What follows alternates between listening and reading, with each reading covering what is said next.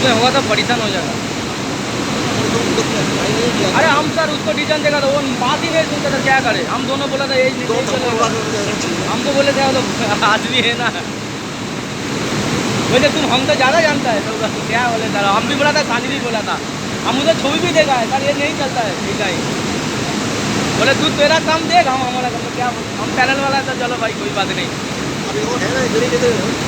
कौन big boss? वो तो ऑफिस में है। वो हिसाब से बन रहे होते हैं। त्रिमोर कोयल सीधा इधर से जाना होता है और ऐसा। अच्छा मैंने ये मुंह को मुंह फट जाएगा ना।